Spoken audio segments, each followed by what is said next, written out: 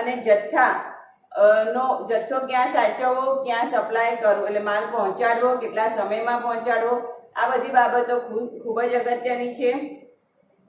આ પ્રકારના બિઝનેસમાં ઓનલાઈન સેવાઓ આપવામાં આવે છે, જે એનું ઉદાહરણ છે commodity.com અને tradeindia.com. બરાબર છે. ત્યારબાદ વિદ્યાર્થી આપણે જોયું હતું C2C. C2C એટલે consumer to consumer, full form ખાસ યાદ રાખજો. C2C એટલે કન્ઝ્યુમર ટુ કન્ઝ્યુમર. આ પ્રકારની પ્રતિકૃતિમાં, આ પ્રકારના બિઝનેસમાં ગ્રાહકથી ગ્રાહક થતો વેપાર છે, જેમાં કોઈ મધ્યસ્થી નથી હોતું. કોઈ પણ ધારો કે કોઈ પણ ગ્રાહક પોતાનો માલ વેચવા માંગે તો સામે ખરીદનાર પણ એક ગ્રાહક જ હોય છે, જેમાં કોઈ વ્યવસાયનો હેતુ નથી, પણ પોતાનો માલ સામાન કોઈ અન્ય વ્યક્તિ ખરીદે એવો હેતુ હોય છે. ક્યારેક ખરીદનાર વ્યક્તિ પણ વેચનાર વ્યક્તિ બની શકે છે. ભાવતાલ પોતાની રીતે નક્કી કરી શકે છે. એના ઉદાહરણ છે OLX.com, eBay.com અને Quikr.com. ત્યારબાદ બીજું વિદ્યાર્થી આપણે જોયું હતું B2C. અત્યારે સૌથી વધારે ચાલતો આ બિઝનેસ છે B2C, બિઝનેસ ટુ કન્ઝ્યુમર, એટલે વ્યવસાયથી ગ્રાહક. એટલે જે તે સંસ્થા ચોક્કસ પ્રકારની પ્રોડક્ટ કેટલોગ તમને આપે છે અને એ પ્રોડક્ટને તમે વિદ્યાર્થીઓ પોતાની પસંદગી પ્રમાણેની સિલેક્શન લો છો. સિલેક્શન એટલે કે સિલેક્ટ કર્યા બાદ એને શોપિંગ કાર્ટમાં ઉમેરો છો. શોપિંગ કાર્ટમાં ઉમેર્યા બાદ એને ઓર્ડરને પ્લેસ કરો છો. બરાબર. ઓર્ડર પ્લેસ કરો એટલે એમાં તમારે કયા સરનામા પર જોઈએ છે એ તમે કન્ફર્મ કરો છો. ત્યારબાદ વિદ્યાર્થીઓ એનું બિલ પે કરો છો. બિલની ચૂકવણી માટે તમને ઘણા બધા વિકલ્પો મળે છે, જેમાં તમે ઈ પેમેન્ટ પણ કરી શકો છો, કેશ ઓન ડિલિવરી ઓપ્શન પણ કરી શકો છો, ક્રેડિટ ડેબિટ કાર્ડથી પણ તમે એનું પેમેન્ટ કરી શકો છો. તો આ પ્રકારના બિઝનેસના ઉદાહરણ છે Amazon.com, Flipkart.com. જેટલી પણ ઓનલાઈન શોપિંગની પ્રોડક્ટ છે બધી B2C પ્રકારની કહેવાશે. બરાબર. એમાં ગ્રોસરીનું પણ આવી જાય છે, રિલાયન્સ સ્માર્ટ પણ એમાં આવી જાય છે, ડીમાર્ટ પણ એમાં આવી જાય છે. તો જે પણ B2C પ્રકારના બિઝનેસ છે લગભગ બધા જ બિઝનેસ અત્યારે આ પ્રકારના થઈ ગયા છે. હવે વિદ્યાર્થીઓ ચોથો જે મુદ્દો છે, ચોથી પ્રતિકૃતિ, ચોથો જે વિભાગ છે એ છે C2B, જે આપણે ભણવાનું બાકી છે. તો આજના વિડીયોમાં આપણે C2B ની શરૂઆત કરીએ છીએ. C2B એટલે કન્ઝ્યુમર ટુ બિઝનેસ. C2B એટલે consumer to business. Full form ફરીથી યાદ રાખજો. તમને કસ્ટમર ટુ બિઝનેસ પણ આપેલું હોય, પણ આપણે કન્ઝ્યુમર ટુ બિઝનેસ યાદ રાખવાનું. આમ તો કસ્ટમર અને કન્ઝ્યુમર એક જ કહેવાશે, પણ અહીંયા આપણે કન્ઝ્યુમર ટુ બિઝનેસ યાદ રાખીએ છીએ. હવે આ પ્રકારના બિઝનેસમાં જ્યારે ગ્રાહક દ્વારા ઉત્પાદન કે સેવાની કિંમત નક્કી કરવામાં આવે ત્યારે, એટલે ગ્રાહક જે કન્ઝ્યુમર છે એ ઉત્પાદન ની સેવા અને એનો કિંમત નક્કી કરે છે. એટલે કોઈ પણ સંસ્થા કોઈ પણ વસ્તુ મૂકી દે કે ભાઈ આ વસ્તુ એનો ભાવતાલ શું છે, તો ગ્રાહક એનો ભાવતાલ આપે છે. બરાબર. ત્યારે આ પ્રકારનો બિઝનેસ બને છે, જેમાં કહેવામાં આવે કન્ઝ્યુમર ટુ બિઝનેસ, જેમાં અવળી હરાજીને સમાવવામાં આવે છે. અવળી હરાજી એટલે વિદ્યાર્થીઓ જે વ્યક્તિ વેચનાર છે એ ખાલી પ્રોડક્ટ કે સેવા બતાવે છે, પણ ખરીદનાર વ્યક્તિ એને ભાવતાલ દર્શાવે છે. બરાબર છે. એટલા માટે તેને શું કહેવામાં આવે છે? અવળી હરાજી. શબ્દ ખાસ યાદ રાખજો એમસીક્યુ માટે. કયા પ્રકારના બિઝનેસમાં અવળી હરાજી અથવા રિવાઇઝ ઓક્શન, બરાબર, અથવા તો રિવાઇઝ ઓક્શન ની પદ્ધતિ અપનાવવામાં આવે છે? તો તેમાં આવશે C2B, કન્ઝ્યુમર ટુ બિઝનેસ. હવે જેમાં સંસ્થાઓ ગ્રાહકને ઉત્પાદન કે સેવા આપવા માટે બોલી લગાવે છે. એટલે સંસ્થા ગ્રાહકની સામે એ ઉત્પાદન એટલે કે પ્રોડક્ટ અને સેવા, એટલે જે પણ એને કામ કર્યું છે એ વિશેની માહિતી આપે છે અને બોલી લગાવે છે. માત્ર બોલી ટેમ્પરરી બેઝ ઉપર જ હોય છે. ત્યારબાદ ગ્રાહક ચૂકવણી માટેનો ભાવતાલ નક્કી કરે છે અને સમયનો વ્યય કર્યા વગર એની ચૂકવણી કરે છે. એટલે એટ અ ટાઈમ, તરત જ આપણે કહીએ કે ભાઈ એટ અ ટાઈમ અત્યારે 25 રૂપિયા ભાવ મૂક્યો છે અને 25 રૂપિયામાં ખરીદનાર 500 લોકો છે. બરાબર. એટલે સમયનો પણ વ્યય થતો નથી, પણ ગ્રાહક 25 ની જગ્યાએ 24 રૂપિયામાં પણ ખરીદવા માંગે તો ઉત્પાદક એને આપી દે છે. તો કહેવાનો મતલબ છે કે જેમાં બહુ ભાવતાલ કરવામાં આવે, પણ બધું મેઇન કામ કોનું હોય છે? ગ્રાહકનું, કસ્ટમર પર ડિપેન્ડ છે.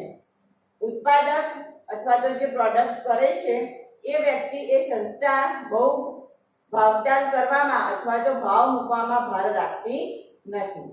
ભાવતાલ કોણ કરે છે? ગ્રાહક કરે છે.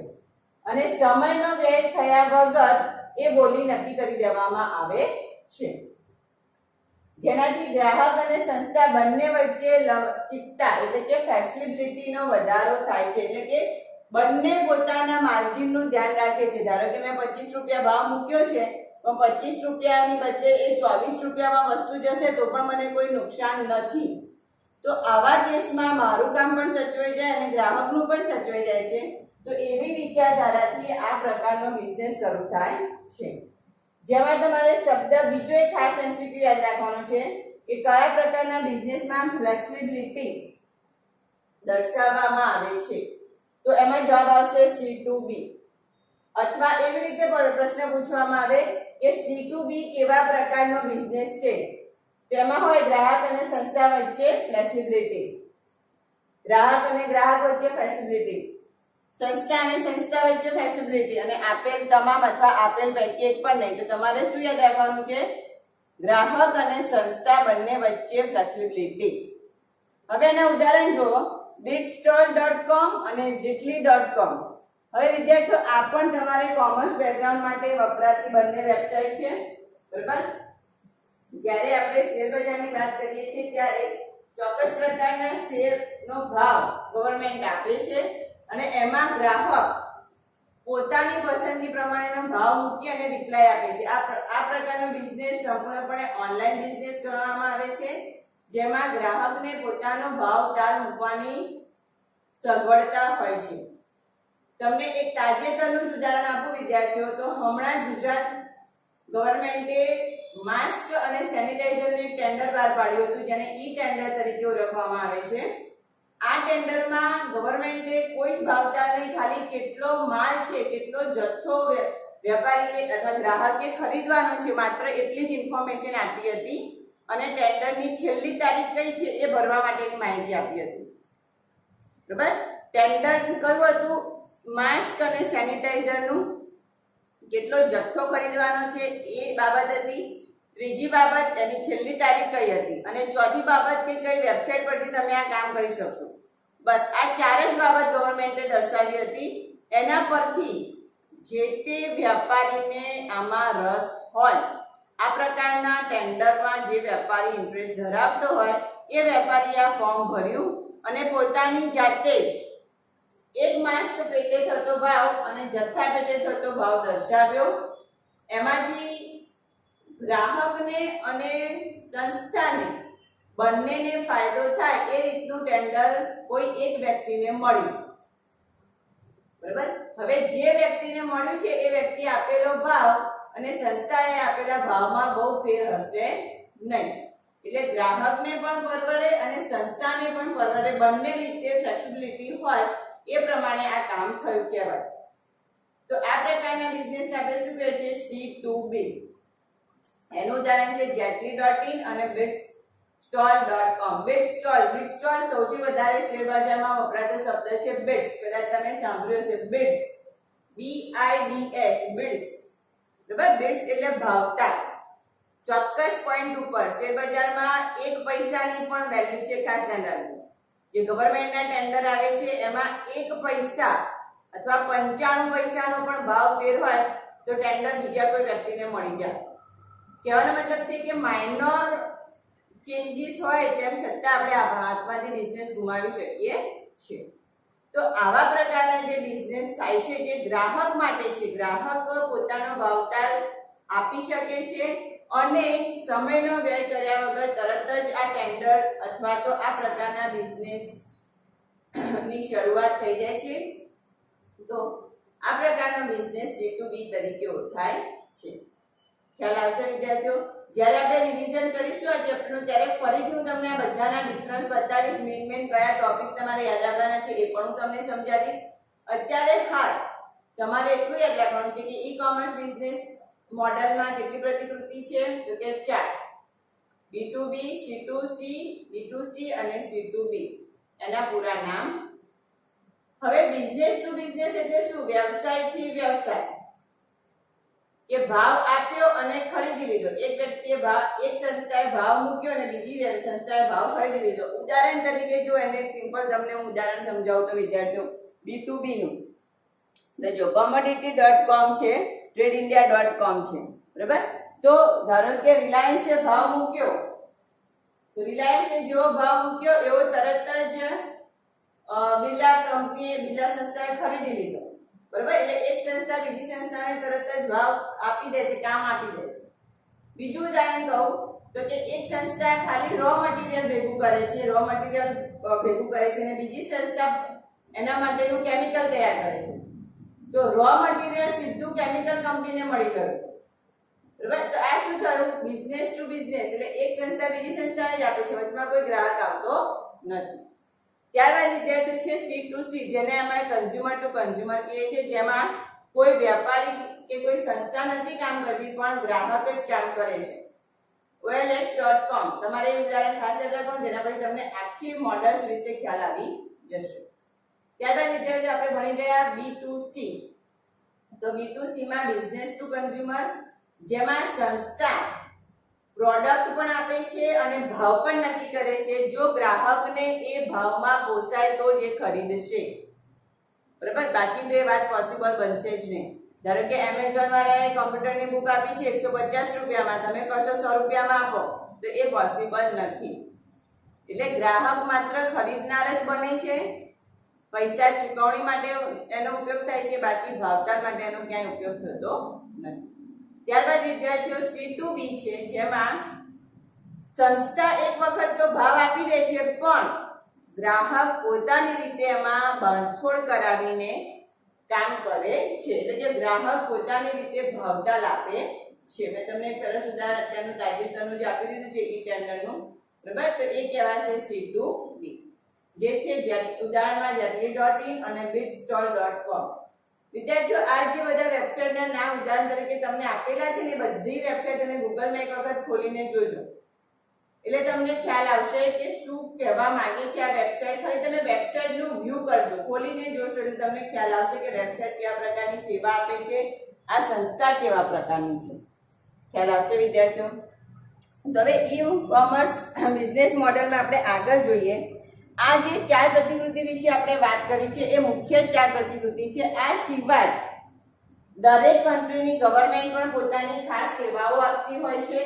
દરેક કન્ટ્રીની ગવર્નમેન્ટની ખુદની એક વેબસાઇટ પણ હોય છે, જે સિવિલિયન માટે, એટલે આપણે બધા જે સિટીઝન કહીએ, સિવિલિયન માટે એ ખૂબ જ ઉપયોગી બને છે.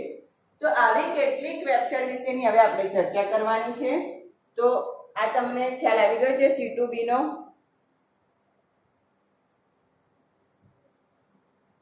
હવે આપણે આગળ વધીએ છીએ. ઈ બિઝનેસ મોડેલમાં ગવર્નમેન્ટ દ્વારા અપાતી કેટલીક સંસ્થાઓ અથવા તો ગવર્નમેન્ટ દ્વારા અપાતી કેટલીક સેવાઓ જે સિવિલિયન માટે, એટલે કે નાગરિક માટે, જે તે કન્ટ્રીના નાગરિક માટે ખૂબ જ ઉપયોગી બને છે, એની ચર્ચા કરીએ છીએ. હવે આપણે આ ચેપ્ટરનો છેલ્લો ટોપિક આવે છે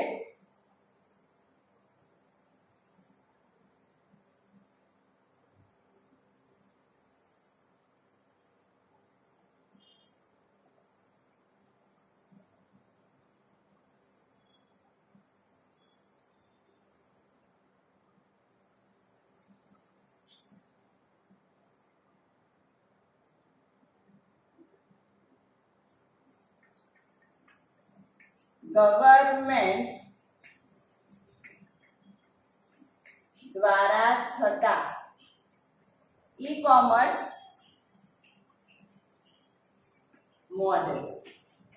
બરાબર. ગવર્નમેન્ટ પણ કેટલીક સંસ્થાઓ, કેટલીક વેબસાઇટ આપે છે ગવર્નમેન્ટ, જેનાથી પણ આપણે ઈ-કોમર્સની પ્રતિકૃતિ નક્કી કરી શકીએ છીએ. તો જો સરકાર દ્વારા અસ્તિત્વમાં આવેલા કેટલાક ઈ-કોમર્સ મોડલ, ગવર્નમેન્ટ દ્વારા થતા ઈ-કોમર્સ મોડલ, એટલે ગવર્નમેન્ટ કઈ કઈ સેવાઓ આપે છે અને એ કયા ભાગમાં વર્ગીકૃત કરવામાં આવે છે એની ચર્ચા છે. તો એમાં પહેલો જ ભાગ આવે છે G2B. પહેલું જ છે G2B. પહેલો ભાગ કયો છે? G2B એટલે ગવર્નમેન્ટ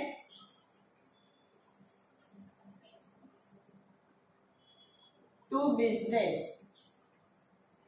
પહેલો પ્રકાર કયો છે? Government to business, G2B.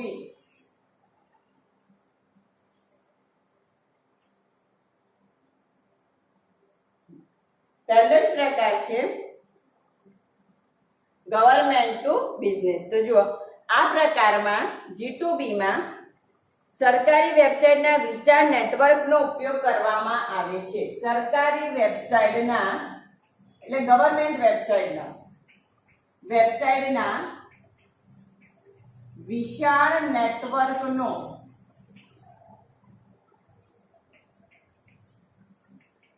ઉપયોગ કરવામાં આવે છે અથવા તો ઉપયોગ થાય છે.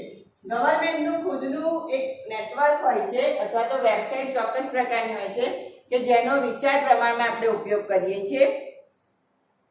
સરકાર દ્વારા વ્યવસાયિક સંસ્થાઓને માહિતી પૂરી પાડવામાં આવે છે. સરકાર દ્વારા એટલે ગવર્નમેન્ટ દ્વારા બિઝનેસમેનને કે જે વેપારીઓ છે, સરકાર દ્વારા વ્યાપારી કે સંસ્થાને માહિતી આપવામાં આવે છે, માહિતી પૂરી પાડવામાં આવે છે. બરાબર? એટલે ગવર્નમેન્ટ બિઝનેસમેનને ચોક્કસ પ્રકારની સેવા અથવા ઇન્ફોર્મેશન આપે છે અથવા તો માહિતી પણ આપે છે. હવે આ પ્રકારમાં બિઝનેસમાં કઈ કઈ માહિતી હોઈ શકે? તો માહિતી જેવી કે વ્યવસાય નીતિ, વ્યવસાય શરૂ કરવાની મંજૂરી, વ્યવસાયના સુયોજન અને વિતરણ માટેની મંજૂરી. જો કઈ કઈ પ્રકારની મંજૂરી આપે છે? તો વ્યવસાય માટેની મંજૂરી. આપણે કોઈ પણ બિઝનેસ કરવો હોય તો ગવર્નમેન્ટમાં નોંધણી કરાવવી પડે, એનું રજીસ્ટ્રેશન નંબર લેવો પડે. બરાબર? તો વ્યવસાય માટેની મંજૂરી, વ્યવસાયની સુયોજના. સુયોજના એટલે જગ્યા, કયા પ્રકારનો વ્યવસાય છે એના માટેની જાણની પરમિશન લેવી પડે, વ્યવસાયની સુયોજના. વ્યવસાયના કર એટલે ટેક્સ, કેવા પ્રકારનો તમે વ્યવસાય કરો છો તો એમાં કેવા પ્રકારની વ્યવસાય નીતિ છે, વ્યવસાય નીતિ જાણવી પડે. બરાબર? અને તમે જે વ્યવસાય કરો છો એ વ્યવસાય માટેની માર્કેટિંગની પણ પરમિશન એટલે કે વ્યવસાય વિતરણની પણ પરમિશન, વ્યવસાય વિતરણ ની મંજૂરી. બરાબર? આ બધી જ સેવાઓ આપણને કોણ આપે છે? સરકાર. ધારો કે તમારે કોઈ પણ પ્રકારનો નવો વ્યવસાય શરૂ કરવો છે તો તમારા વ્યવસાયનું નામ શું છે, એમાં કયા પ્રકારની પ્રોડક્ટ હશે, કયા વ્યક્તિઓને એ ઉપયોગી બનશે, એની તમામ ઇન્ફોર્મેશન, એ કઈ જગ્યાએ તમે તમારી દુકાન કે ગોડાઉન ખોલવા માંગો છો અથવા ફેક્ટરી ખોલવા માંગો છો, એ બધી જ જાણ અને એ બધી જ જગ્યા માટેની પરમિશન, વ્યવસાયની માટેની પરમિશન, મંજૂરી તમારે કોની પાસેથી લેવી પડે છે? સરકાર પાસેથી, ગવર્નમેન્ટ પાસેથી. તો ગવર્નમેન્ટ એ બધા વ્યવસાયના મોડલ્સને અથવા તો સંસ્થાના બધા જ ધારાધોરણો, નિયમો, પ્રોડક્ટ વિશેની અને માર્કેટિંગ વિતરણ વિશેની બધી જ માહિતીની ચર્ચા કરે છે, એટલે કે એનો અભ્યાસ કરે છે અને યોગ્ય લાગે તો એને મંજૂરી આપે છે, એટલે વ્યવસાય માટેની છૂટ આપે છે. તો આ પ્રકારે જે વ્યવસાય થાય છે એને G2B કહેવાય છે. શું કહેવામાં આવે છે? G2B. બરાબર? હવે આ સિવાય વ્યવસાયમાં આવતો મેઇન વસ્તુ છે કર, વ્યાપાર વેરો, જેને આપણે ઇન્કમ ટેક્સ કહીએ છીએ. બરાબર? ઇન્કમ ટેક્સ, ટેક્સ એટલે વેરો, તમારે ભણવામાં આવે છે. બરાબર? તમારો કયા પ્રકારનો બિઝનેસ છે અને તમારા કયા પ્રકારનું ઉત્પાદન છે એ પ્રમાણે એના પર ટેક્સ લાગવામાં આવે છે. તો આ બધું જ કોણ નક્કી કરે છે? સરકાર. કોણ નક્કી કરે છે? સરકાર. તો સરકાર આ બધી જ બાબતો નક્કી કરે છે ને એ પ્રમાણે વેપારીએ કામ કરવું પડે છે. તો આ પ્રકારનો બિઝનેસ શું કહેવાશે? G2B, government to business. લગભગ દરેક પ્રકારના બિઝનેસ શું કહેવામાં આવે છે? G2B. આગળ આપણે જે પ્રતિકૃતિ શીખી ગયા B2B, B2C એ બધી જ કઈ કહેવાશે? G2B માં આપણે ગવર્નમેન્ટ પાસેથી મંજૂરી લેવી તો પડે જ કોઈ પણ નાના મોટા વેપાર માટે. બરાબર? તમે એમને ફૂટપાથ પર તમારી પ્રોડક્ટ લઈને વેચવા બેસી જાવ એ આખી અલગ વસ્તુ છે. બરાબર? પણ તમારે પ્રોપર શોપ ખોલવી હોય, મોટા પાયે ધંધો કરવો હોય તો તમારે ગવર્નમેન્ટની મંજૂરી લેવી જ પડે. તો આ બધી બાબતોનો સમાવેશ કરતી જે પ્રતિકૃતિ આવે છે ગવર્નમેન્ટની પ્રતિકૃતિ સરકાર દ્વારા બનતી વેબસાઇટ એ છે સરકારથી વ્યવસાય. અને એનું સુંદર ઉદાહરણ એટલે કે એનું બેસ્ટ ઉદાહરણ છે incometaxindia.gov.in. કઈ વેબસાઇટ છે?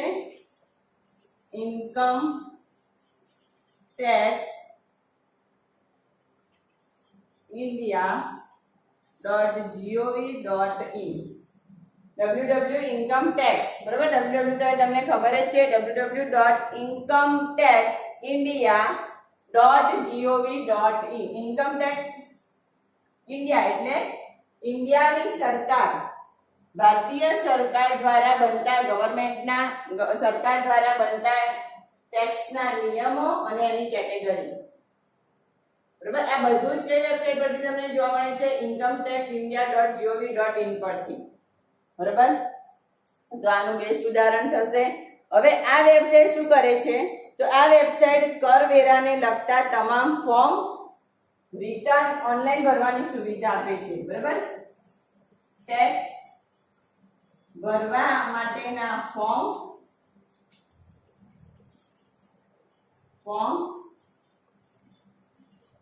રિટર્ન ભરવા.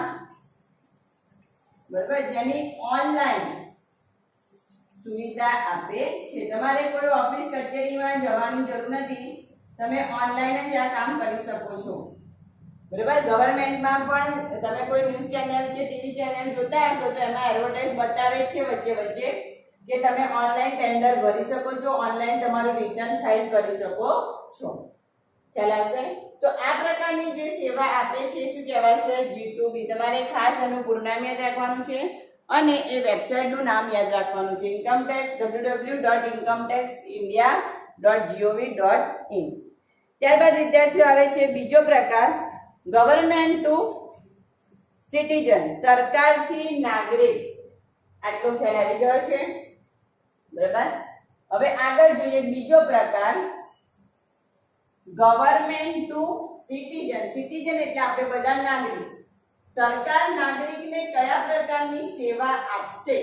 બરાબર? આ જે પહેલો પ્રકાર આપણે જોયો G2B માં, એમાં સરકાર જે વ્યાપાર કરે છે, જે સંસ્થા છે એને કેવી રીતે મદદરૂપ બનશે એની ચર્ચા છે. હવે બીજો પ્રકાર છે જે કહેવાશે G2C એટલે ગવર્નમેન્ટ ટુ સિટીઝન. સિટીઝન બરાબર એટલે નાગરિક. આપણે કહે છે ને સિવિલિયન સિટીઝન. બરાબર? તો સરકારથી નાગરિક જેને આપણે કહીશું G2C. ગુજરાતીમાં આપણે એને શું કહીશું? સરકારથી નાગરિક ને મળતી સેવાઓ. એ શું કે કયા પ્રકારનો બિઝનેસ કહેવાશે? G2C. હવે જો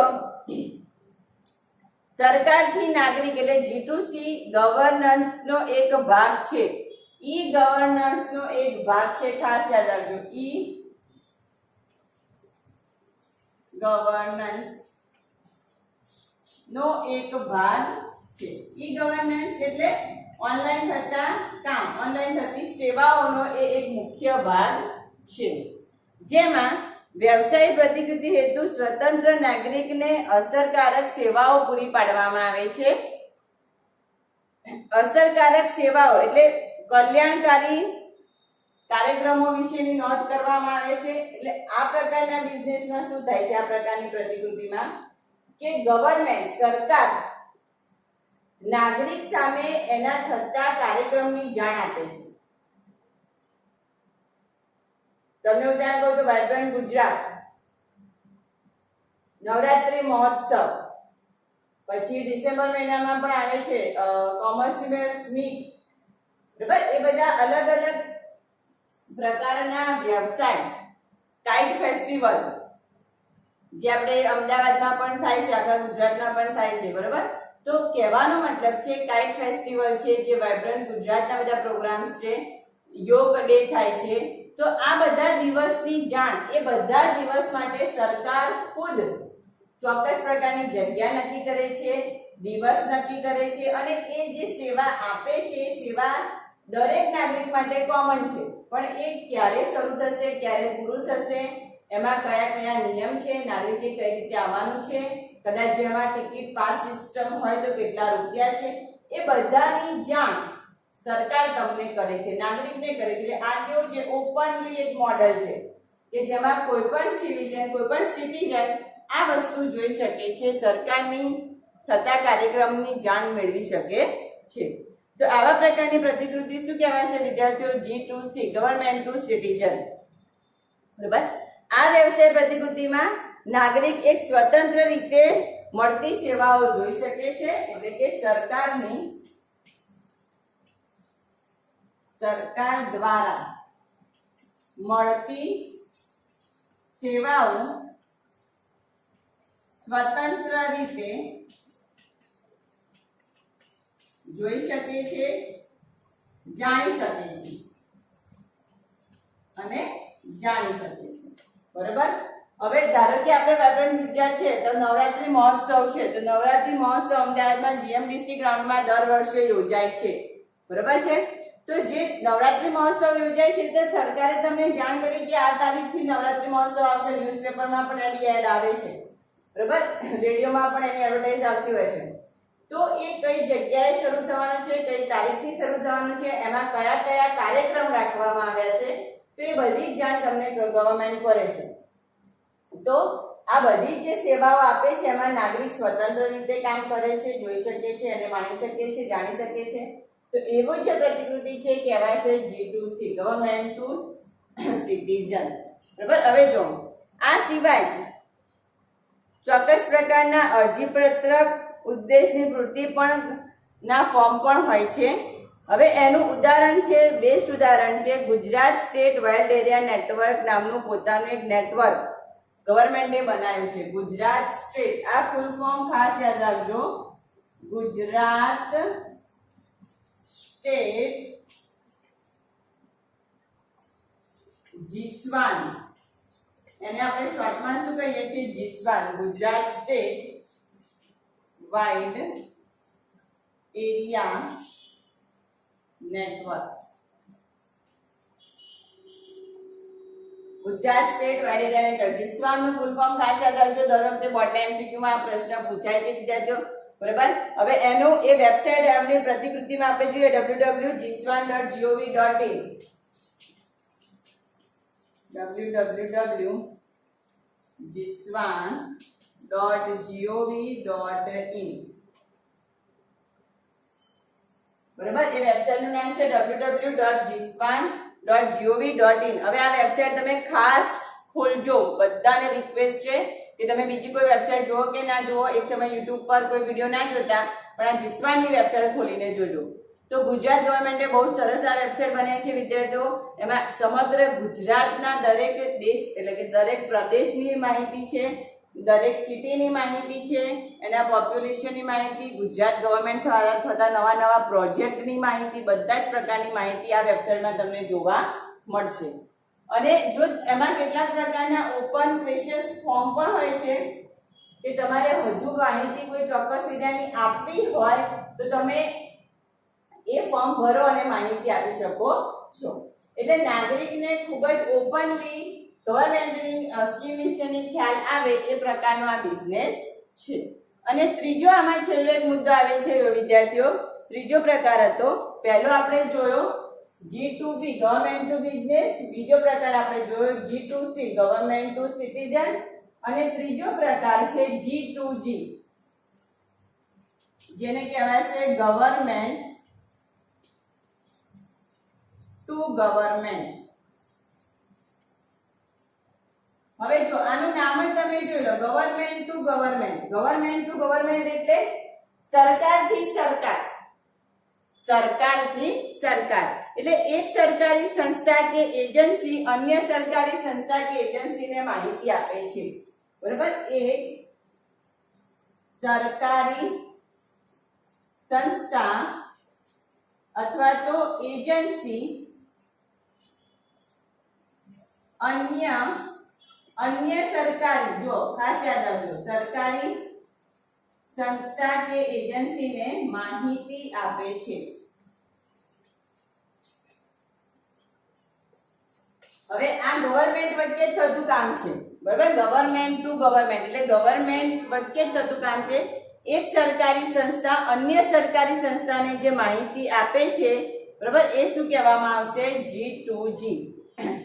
આ પ્રકારમાં વાણિજ્ય રહિત એટલે નોન કોમર્શિયલ સંદેશા વ્યવહાર હોય છે, જેમાં ધારો કે આઈટી ના ખર્ચા એટલે રિટર્ન જે ભરે છે, રિટર્નના ખર્ચા કેટલા ટકા ઘટાડવા, કેટલા ટકા વધારવા, અથવા તો ગવર્નમેન્ટની જે નવી પોલિસી છે એમાં શું નિયમો રાખવા, ધારાધોરણો રાખવા. એટલે કે જે ગવર્નમેન્ટની સંસ્થાઓ છે એમની વચ્ચે થતો વેપાર અથવા સંદેશા વ્યવહાર શું કહેવામાં આવશે? G2G. ખ્યાલ આવશે વિદ્યાર્થીઓ? બરાબર?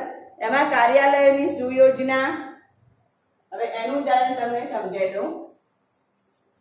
કાર્યાલયની યોજના,